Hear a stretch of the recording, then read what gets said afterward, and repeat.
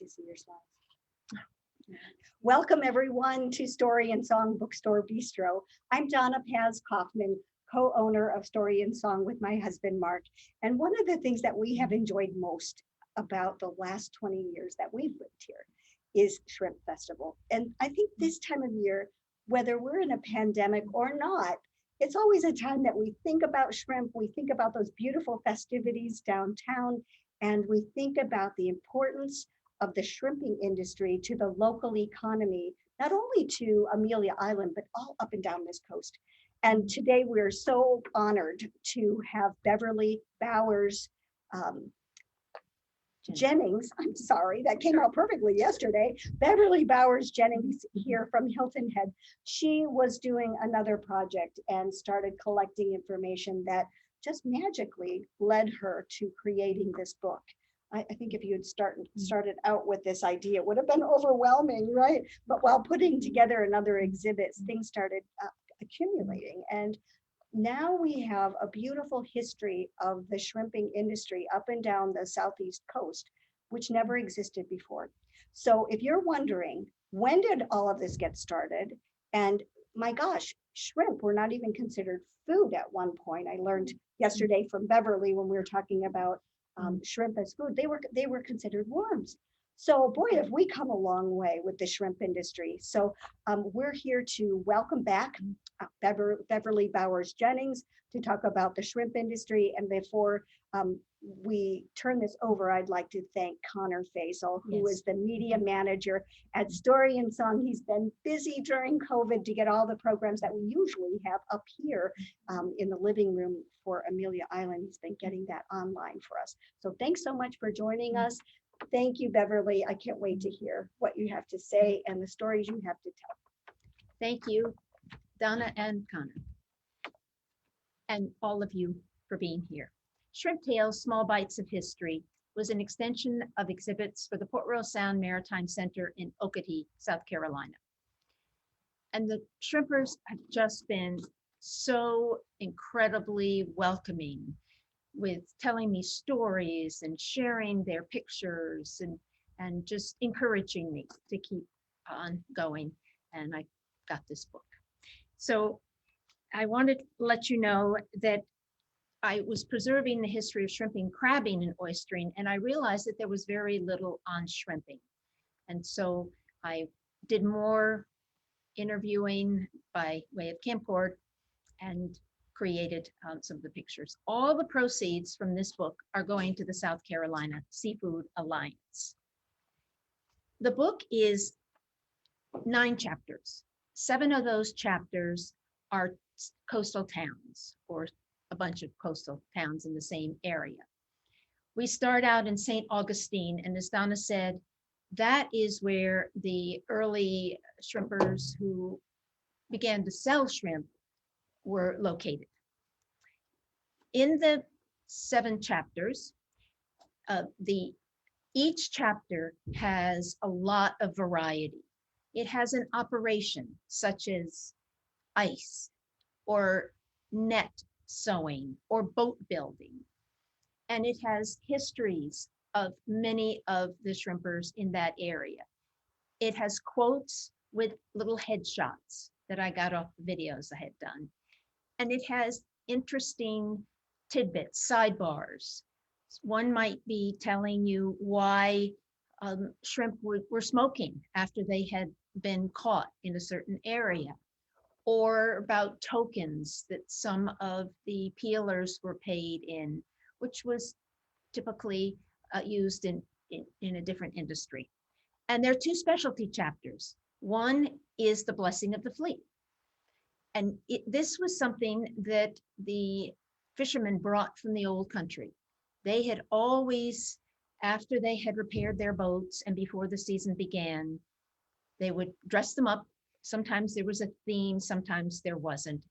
And they would go out and in front of the dock, a minister would bless them. And they'd put a wreath down to commemorate people who'd been lost at sea. The other one is a very, very important one, particularly for people who live on Hilton Head.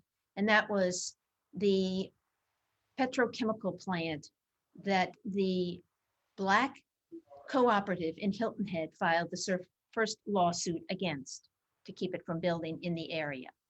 I mentioned that the beginning of the shrimping was in the Florida and St. Augustine area. And these are some of the early Versace boats. Salvador Solicito came from Portugal, and he changed his name to Mike Salvatore. And his good friend Antonio Versace came also. Each chapter has a double picture.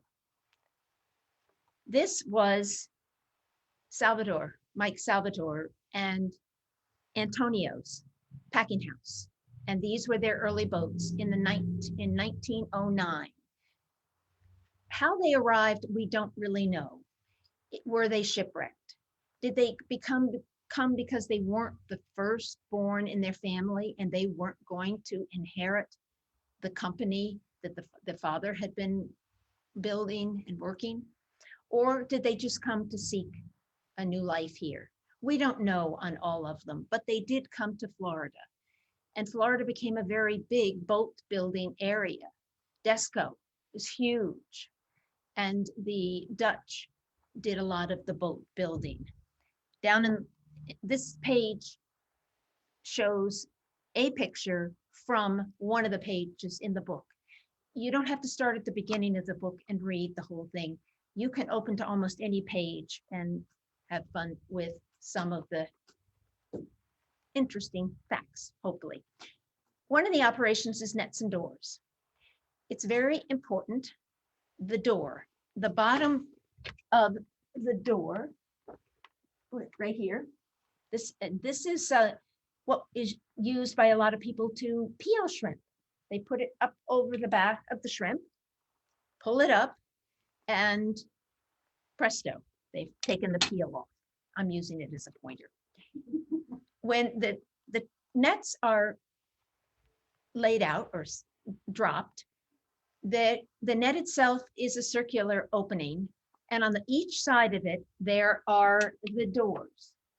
That's what they're called. These are very, very heavy, and those are lead sleds on the bottom. Typically, shrimp live in mud. They are bottom feeders. They eat the vegetation down there. That's where they live. And the doors churn up the earth and push the shrimp up into the mouth of the net. In chapter 2, Thunderbolt. Thunderbolt was one of the very early places that there was shrimping. In the early 1900s, when the Sicilians and the Portuguese came, they weren't looking for shrimp. They had been fishing as they had in the old country.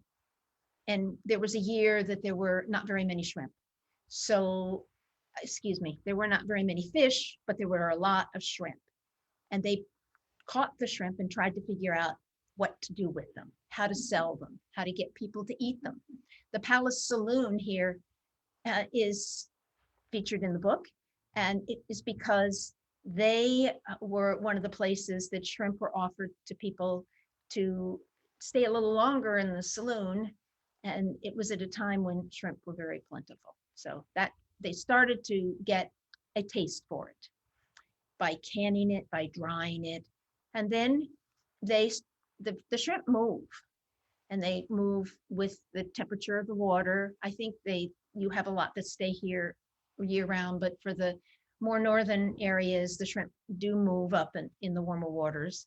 And one of the places they came to was Thunderbolt, and Thunderbolt had big packing, and they eventually had about 166 boats that went out of Thunderbolt. Now in Thunderbolt, they had people who peeled. Usually it was the blacks. They were in a separate building. They had white hats on. Generally, they had white uniforms. And I mentioned about the tokens. The peelers in the Savannah area, that the Majoni family had operations and lots of factories. They paid many of their workers with tokens because they had a company store nearby. and the Mecklenburgs up in the Charleston area. Typically, these tokens had been used by the oyster factories because the people who shucked the oysters lived right around the factories and they didn't have transportation to go to stores. So the owners would pay them in the tokens and they would go to the company store. And this is a typical sidebar telling about it. In Isle of Hope, which is near Savannah, this red roof was their factory. They did crabs and shrimp and oysters. They had a big pavilion. The train car stopped at Isle of Hope, and they had big bands and a casino, and it was a really wonderful resort to go to. And Mr. Barbie had under the pavilion turtles, terrapin, and he created terrapin soup. He also was a government authority on turtles, and he had a little box and he'd go around talking about his turtles. The shrimp boats would tie up behind the pavilion and they made shrimp soup. In chapter 3, I should go back one second and just tell you that in the Savannah area, there are two very, very large families who have just celebrated a milestone in that they both have been in business for well over 50 years. And they had, 150 years. And that was last year and they weren't able to do it. But the Majoni family is still in business in the Savannah area. They used to also have a big presence in the Beaufort area, which they do. And these are both Beaufort, South Carolina.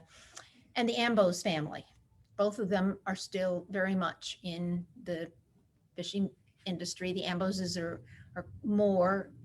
The Majonis have pretty much limited it to oystering. And one of the other families, the Cicerones, changed their name to Matthews. And Matthews is a big distributor of seafood in the Savannah area. Port Royal was the next town up on the coast that the shrimpers came to. This is the 11th Street dock at Port Royal. They had about 66 boats that called home at one time. And there's still some boats that go out of Port Royal. This was the second, or is the second deepest port of water on the East Coast.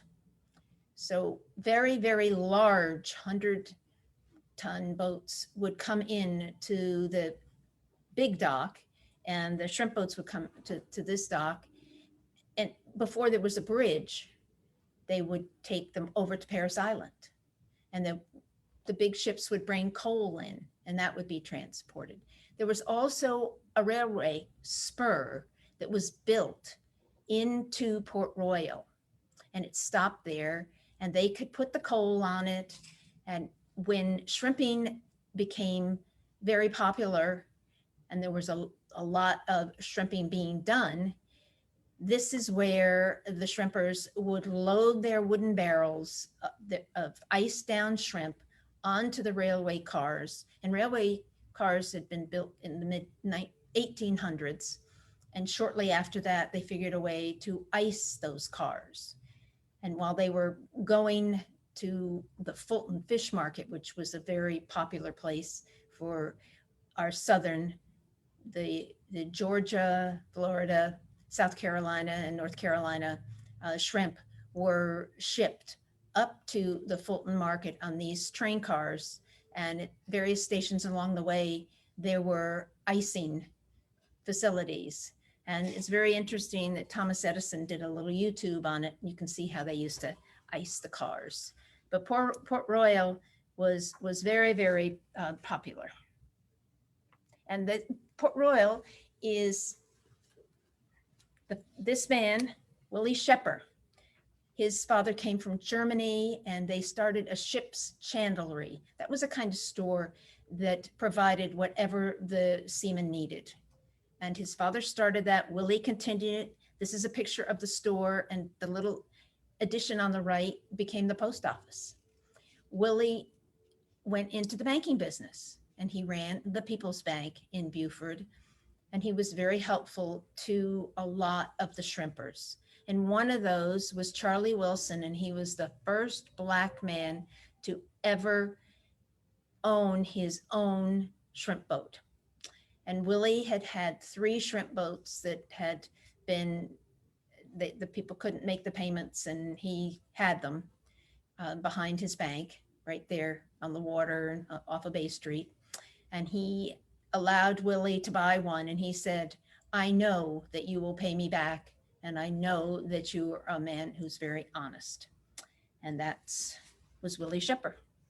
And Port Royal was much, much bigger in terms of the seafood and the shrimping and industry than Beaufort was. And Beaufort's now much bigger than Port Royal. Also in the Beaufort area, there was a lot of boat building. Typically the boat building was done in people's backyards. And a lot of the time they built 2 boats at the same time. They felt it was easier. Some of the wood needed to be bent, and they would put that in the oyster steamers to bend the wood. They also there were people who would go in the woods and they would look at the live oaks, and they would look for where the places where the branches came out and made an L like this for a rib. And they would get the ribs that way. And there's no set boat plan for a shrimp boat. It could be a reconditioned surplus Army ambulance or land craft, or maybe a large sailboat that they just strip down to the hull. And where the wheelhouse is, it's not set, whether it's in the front, the middle, or the back. It's a little easier to see if the captain's in the wheelhouse in the front, but you will see them in different places. Beaufort is this chapter is a lot of fun. They had a lot of boats. There were a lot of factories there. And there's some fun stories. Jack Chaplin is one, before that, I should say that Forrest Gump's boat, the Jenny, started in the Beaufort area, and then she was launched in Port Royal. And she was called the Miss Sherry before she was the Jenny. And this is Charles Sutler, who was one of the people who built her. So we have some movie action in the area. Jack Chaplin, wonderful young man, according to the stories, and his wife. And she said he just loved his job, and he must have, because he got up at 3:30 in the morning. But he said, every morning I watch the sun come up. It's a different day. And when I pull the nets, it's like a present. I don't know what's going to be in it. There were less unusual things that came up once the turtle excluders were put in to keep the turtles from being caught. And because they are mammals and they can only stay underwater for an hour, and they typically trawl for 2 hours or so. But Jack, here he is repairing his nets, and people love to come to his boat or boats for his shrimp burgers. Every chapter, at the end of the chapter, has a double spread of 1 or 2 recipes. And Jack Chaplin's shrimp burgers is in this chapter. He used to smash the shrimp by rolling them with a Coke bottle. And he also was well known for his stew, whether you call it Frogmore stew or Brunswick stew, people liked it. And also his mother-in-law, Sally's father, she's Sally McTeer, and people in the Beaufort area have heard of Sheriff McTeer. He did voodoo, and he was a great hunter, and he was quite an interesting lawman. He's written several poems that are in this book. So he was a super guy. And his wife was known for her shrimp paste. Sally said that often her friends would say, we can't have a party if we don't have your shrimp paste. Mhm. And I believe it's in the Charleston receipts that it's printed. Oh, sorry. I thought I had one more. Jack also, he owned several boats, but one that's kind of fun was the Royal Flush.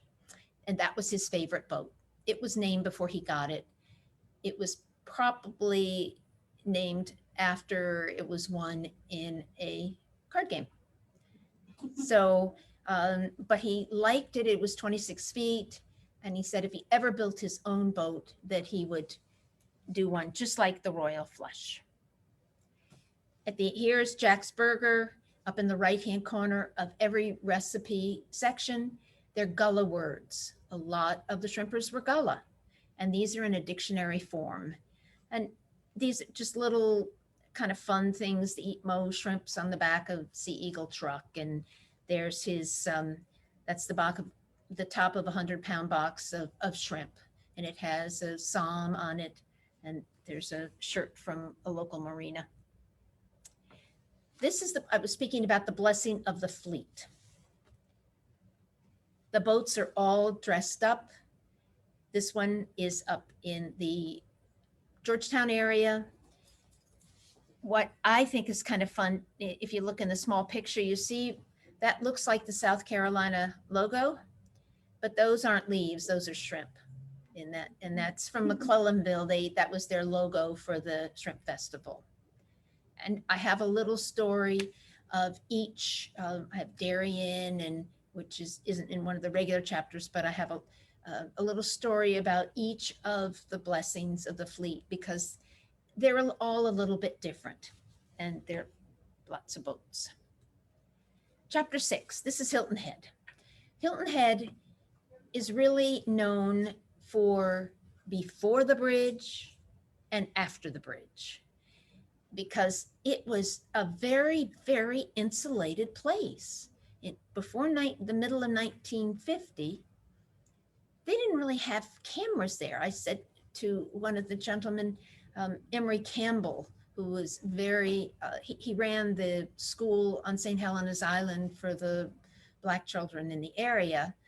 And I said, Emery, why aren't there more pictures? And he said, well, we didn't have any cameras.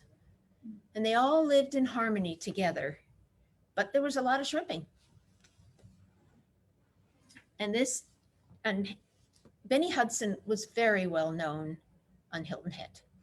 He started with his oyster factory. He had a huge oyster factory, and it was right down, it's at the far end of the island. And the oyster boats would come in, the shrimp boats would come in, and there was a wall and some palm trees, and the office was behind it. But over the years, Benny dumped so many shells in that the parking lot starts at the wall, and the restaurant goes out over the shells. And he had old motors and all kinds of junk. But the oyster cells are so firm that he could just dump on top of everything. And then he's got docks, and it's being run by a different family now, because Benny is no longer with us, but he had created a great oyster factory, and then the restaurant, and he had the shrimp boats, and he had his own seafood market. His wife, Barbara, who's pictured right in the lower hand corner, and her mother, Neva, ran Benny Hudson Seafood for a long time. And Neva is no longer with us. Hilda's no longer with us. And Barbara's daughter, Tanya, runs this. They have a dock out behind them. There were 2 shrimp boats out behind there. There's one he's been trying to renovate it for a while. He took it out. He thought he was all ready. He had an engine failure, ran into something, and knocked his whole wheelhouse off. So he was rebuilding that. At the end of the dock, Annie, you can read about what happened to her toward the end of the book. About 6 months after I photographed her, she ran aground. So this book is really preserving history and people who are no longer with us and boats that are no longer with us. And this Hudson's is the only dock that large boats can be hauled. That's the only railway. And the next one, you have to go all the way to Johns Island. And I love the sticker they have, friends don't let friends eat imported shrimp. This is also in Hilton Head. They went shrimping in any weather, even the snow. And on the right, this is McDonald Brothers. As you drive off Hilton Head and you're going across the last bridge, which goes over to Buckingham Landing, where the ferry used to be the only place that you could get to Hilton Head before they built that bridge. But as you go across and you see the island, you can look over and see this shrimp boat. And this is the last shrimp boat that was built on Hilton Head. It was two young men. They were in their teens when they built the boat or started building it. They didn't have a railway to launch it. They had to get two cranes and with straps and lift it up and put it in the marsh and push it out. And this is a box rig. This is a different kind of rig. Also, I like this section because you always christen a boat and there's a picture of them christening. And it's often a party too. And they were cutting a cake. Mm-hmm. So, and when I said that they picked theirs up on straps, when the Amboses were launching boats in Thunderbolt, they would push them down the main street and into the water. And people really enjoyed watching that. Edisto, that was a similar thing. The boat would come down the main street. And in Port Royal, you can identify one of the boats had been built by the water tower. So that the town gets very involved, or used to get extremely involved with these. This picture, there are not a lot of pictures of the crew. I've asked many of the shrimpers why there were none, and they don't know why. So I made sure that I got Lucius and Kevin. They shrimp off of a boat behind Benny Hudson's, which is called Hudson's on the Dock Restaurant. Andrew Carmines, who owns it, has 3 of the Toomer boats that come and tie up behind his restaurant. They are refrigerated boats. They do not have to have the blocks of ice. They're 2 65-foot boats that are blue with white trim. And there's a third that's an 85-foot that's blue with white trim. And they give the last 10% of their catch to Andrew for the privilege of docking there.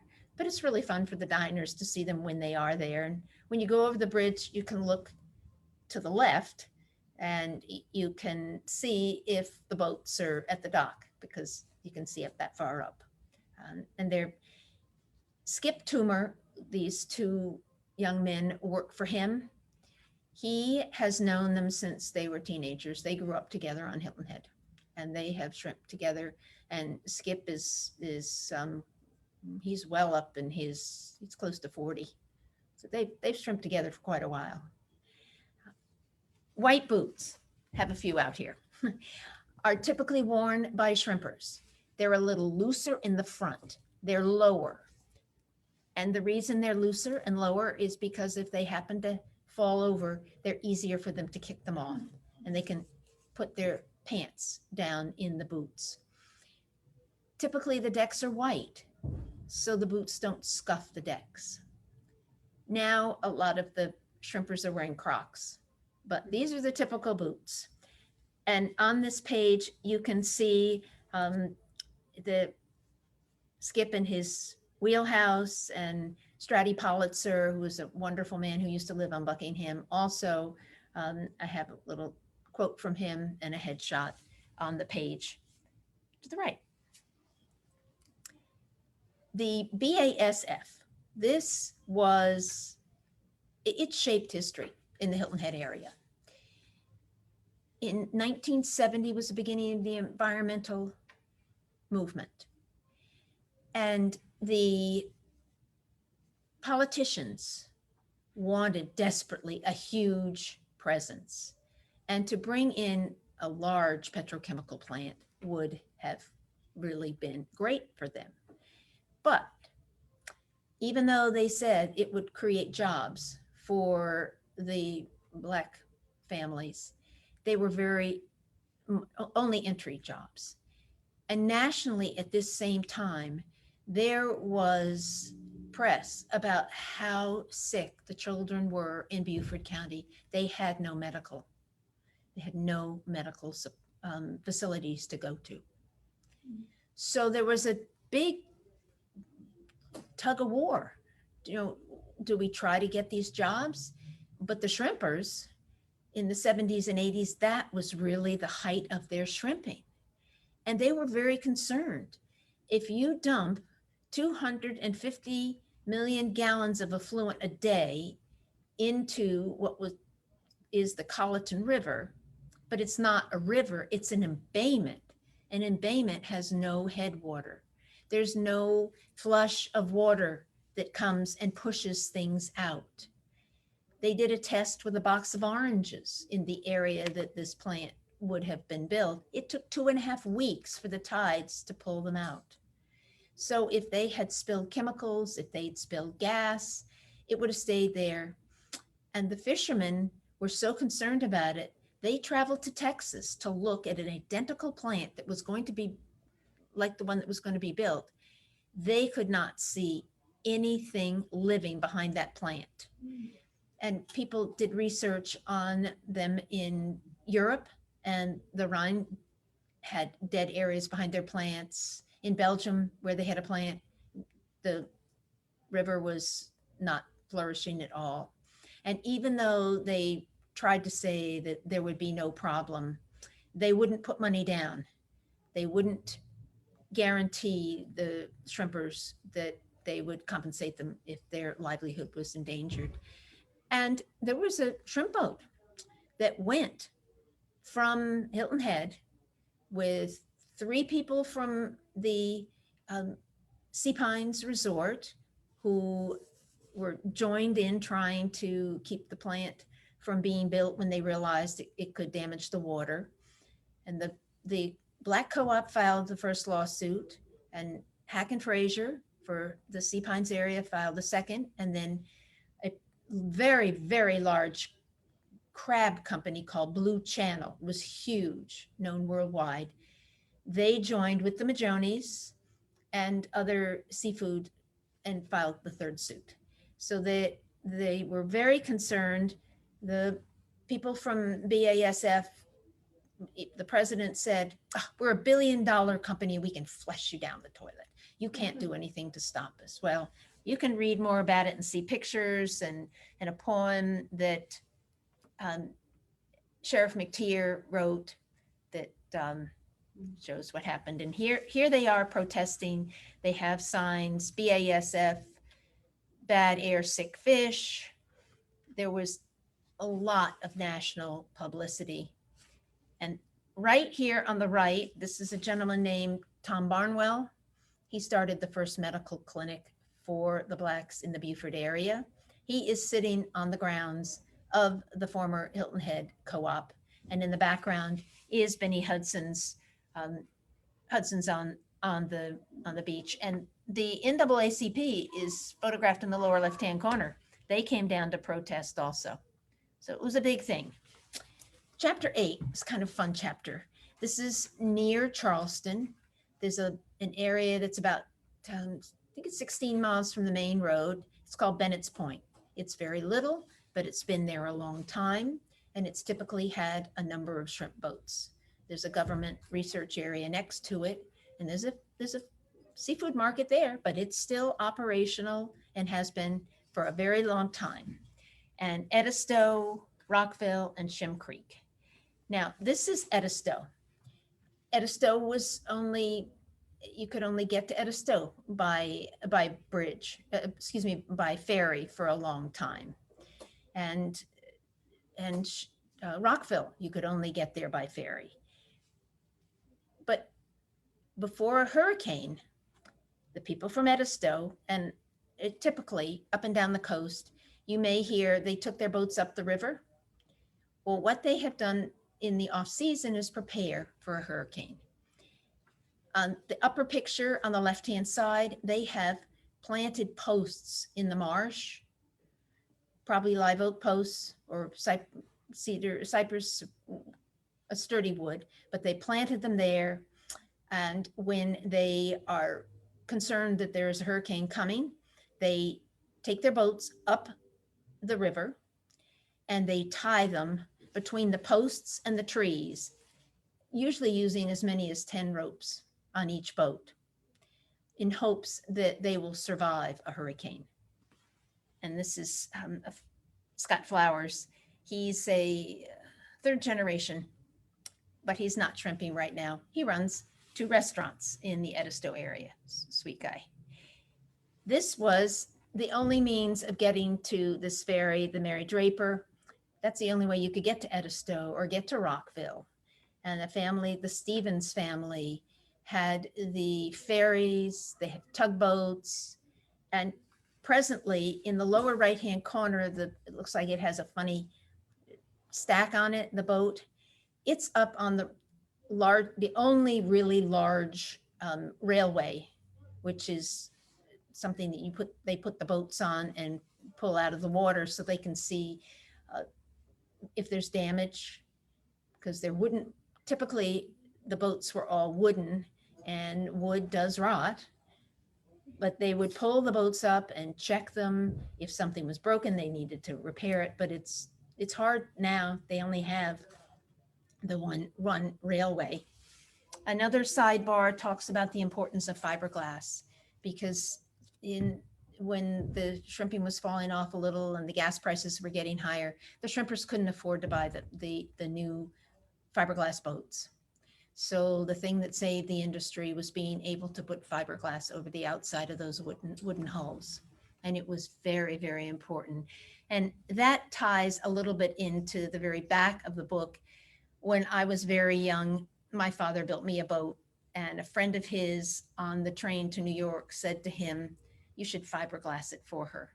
So I had a boat with the cloth and the pink resin that was on the outside of my wooden boat. Little Fish. There's a picture of Little Fish in the back.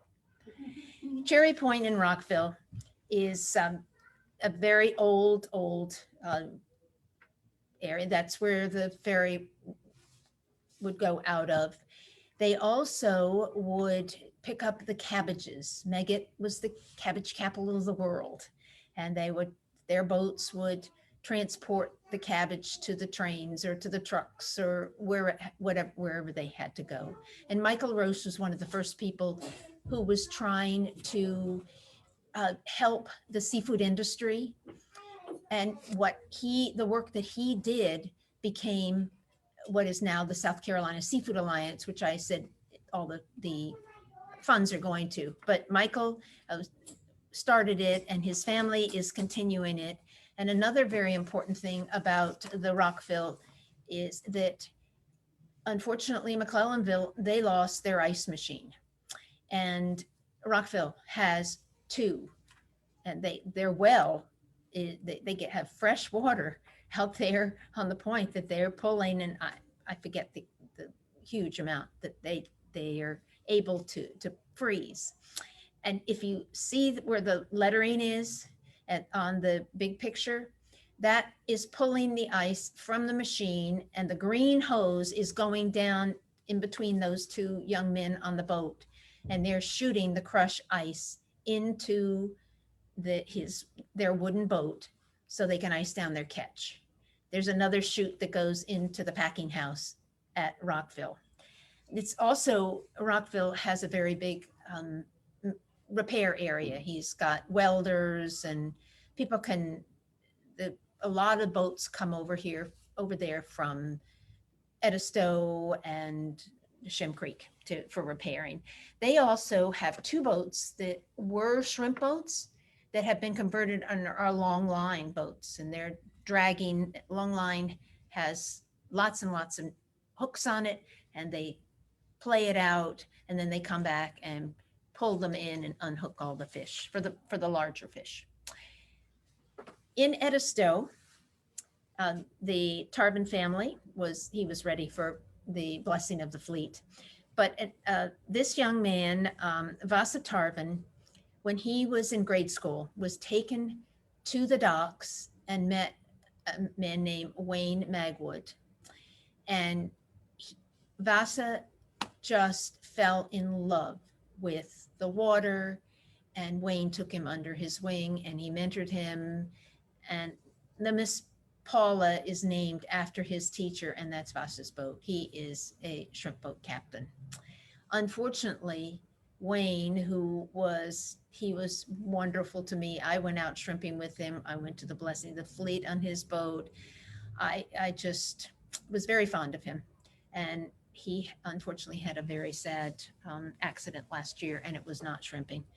So it was an accident, but we miss him.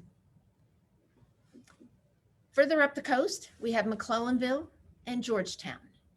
In the back of this picture is the huge steel mill in Georgetown. And I think it's kind of fun to mention that they made the cables for the bridge that goes over to the, I'm blanking on the name of the bridge, the Ravenel Bridge that goes to Mount Pleasant. But that was made right there at the steel mill, and it was closed for quite a while, but it reopened and has been, as far as I know. And there's a issue with some of the old boats. Unfortunately, sometimes when a boat wasn't working anymore, it was just abandoned or it was pulled up on shore. In this case, these two boats are still tied to the dock, but neither one of them is seaworthy.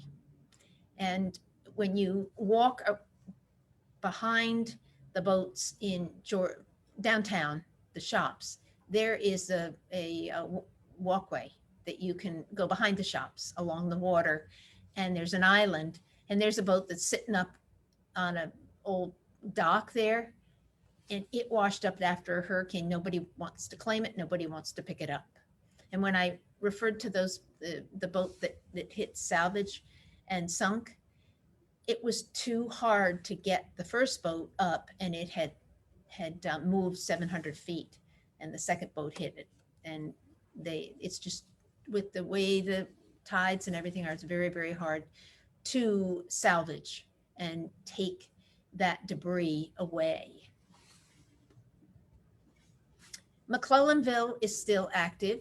They have a handful of boats that go out and shrimp, and they have, as Georgetown, they have packing houses and places that and Georgetown does have boats that go out also, and they have packing house.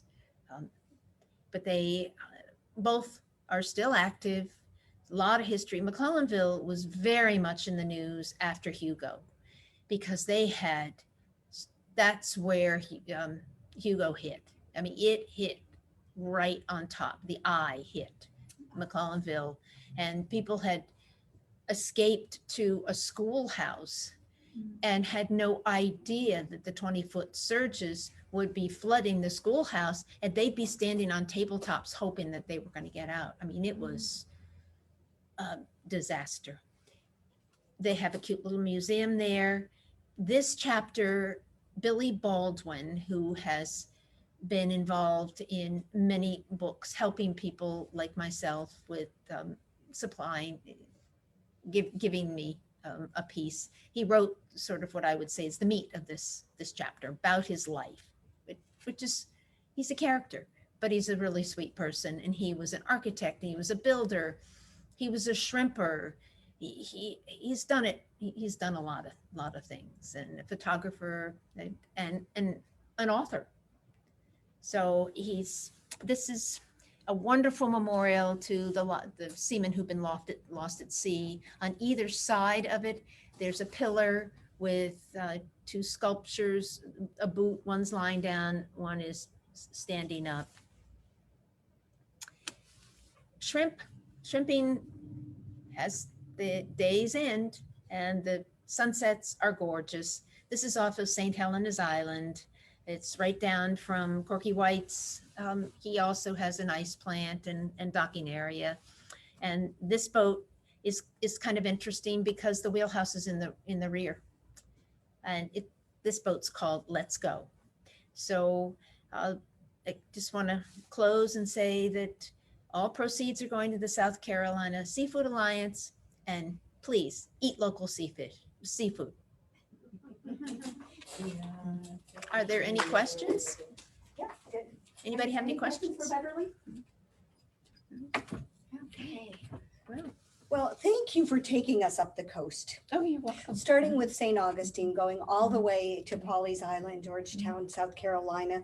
The book is fabulous. So many of the photos did come from Amelia Island's Museum of History as well. So if you've ever wanted to go out there on the water to see what the shrimp boats do and who the shrimpers are, it's really fascinating. And we have them to thank for this absolutely delicious food that we enjoy fresh here every day. Beverly, thank you so much for Thank you, joining Donna. us. The And book is available here at Story and Song. Signed copies make great gifts. Hey, and we have things. We have Father's Day coming up too. It's a $40 book, and it's in stock here. Thanks so much for And I joining can us. personalize them if you want.